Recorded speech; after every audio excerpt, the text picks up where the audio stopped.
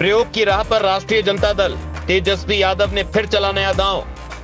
Cast सर्वे के बाद तेजस्वी ने बदली रणनीति, लालू के ब्रह्मास्त्र को छोड़ तेजस्वी का बीएच वाला दांव।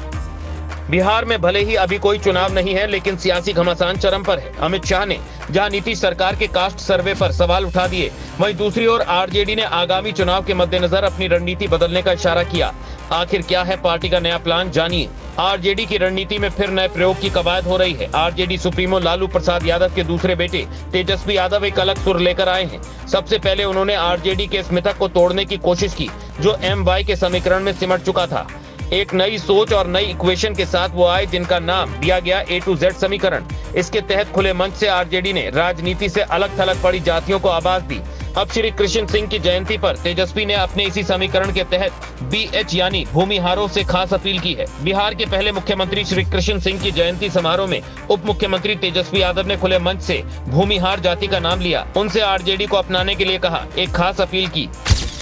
कहा, हम लोग सबको एक साथ लेकर चलते हैं, किसी से कोई भेदभाव नहीं करते। भूमिहारों की ओर इशारा करते हुए कहा कि बिहार विधान परिषद के चुनाव में हम लोगों ने ठीक ठाक हिसाब से टिकट दिया और उसी हिसाब से अगले चुनाव में भी हम आप लोगों को ठीक ठाक टिकट देंगे।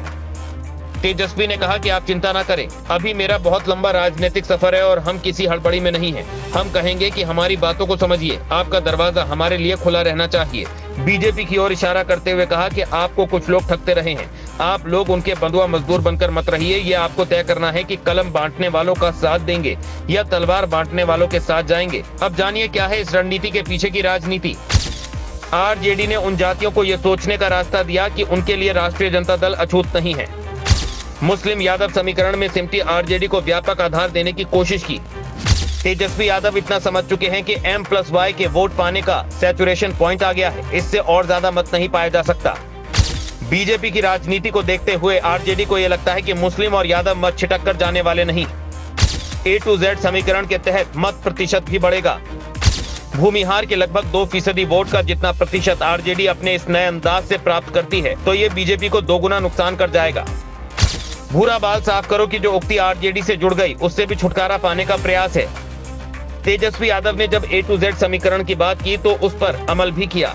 पिछले दिनों कार्तिक सिंह को कानून मंत्री भी बनाया। ये दीगर है कि एक मामले में फंसे रहने के कारण उन्हें मंत्री पद छोड़ना पड़ा। A to Z समीकरण का फायदा महागठबंधन को हुआ। महागठबंधन के टिकट पर 6 भूमिहार विधायक जीते हैं। महागठबंधन में ब्राह्मण विधायकों की संख्या भी बढ़ी है। कांग्रेस के 9 ब्राह्मणों में से 3 को जीत मिली है, जबकि आरजेडी के 4 में से 2 विधायक जीते हैं। दरअसल ये MY समीकरण से निकलने की छटपटाहट है। MY माइनस वोट प्रतिशत भी लगभग 65% है।